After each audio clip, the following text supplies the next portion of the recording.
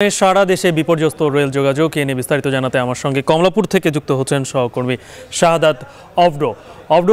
কি অবস্থা? এখন তো ট্রেন চলাচল শুরু হয়েছে, কিন্তু বিশেষ করে যেই ট্রেনগুলো ঢাকায় ঢোকার অপেক্ষায় ছিল তারা কি প্রত্যেকটি ট্রেন কি কমলাপুর রেল স্টেশন ঢুকতে পেরেছে? আর স্বাভাবিকভাবে এই যে বিপর্যয়টা হলো, শিডিউল বিপর্যয়, এটা কাটিয়ে ওঠার জন্য বিশেষ কোনো পরিকল্পনার কথা শুনেছেন কিনা?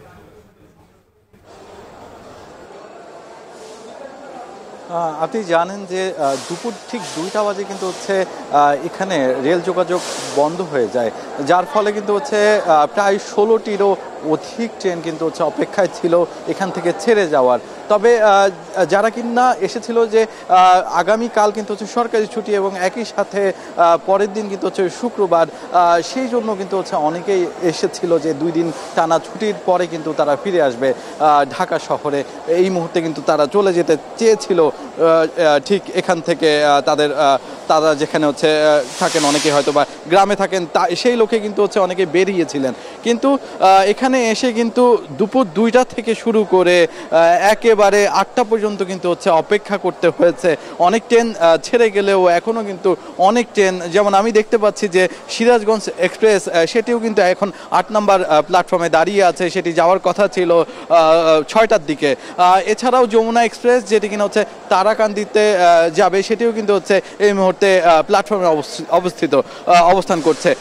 তো যেটি সব থেকে বড় কথা যে প্রায় 6 ঘন্টা পর কিন্তু এই যে ট্রেন চলাচল শুরু হয়েছে, এবং একই সাথে যারা কিনা অপেক্ষায় ছিল তাদের কিন্তু অপেক্ষা কাটিয়ে কিন্তু এই যে এই পুরো প্ল্যাটফর্ম জুড়ে কিন্তু এখন ট্রেন সারি সারি করে রাখা আছে, এবং একই সাথে এই মুহূর্তে অপেক্ষায় আছে 8টি ট্রেন। মূলত যেই 16টি ট্রেন ছিল তার মধ্যে 8টি ট্রেন ছেড়ে গিয়েছে, এবং একই সাথে এখন অপেক্ষা করছে যেই 8টি ট্রেন ছেড়ে যেতে পারেনি সেগুলো।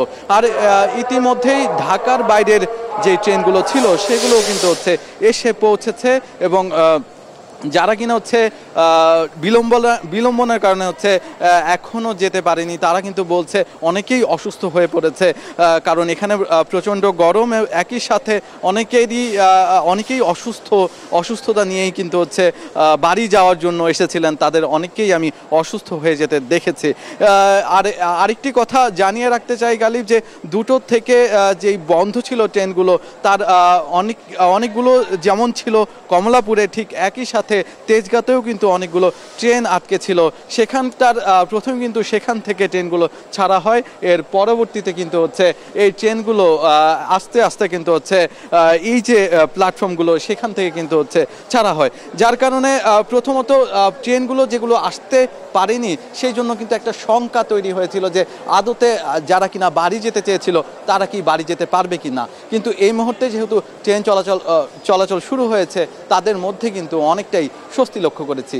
এই ছিল আমার কাছে সর্বশেষ। কমলাপুর রেল স্টেশন থেকে যুক্ত ছিলেন সহকর্মী শাহাদাত অভ্র।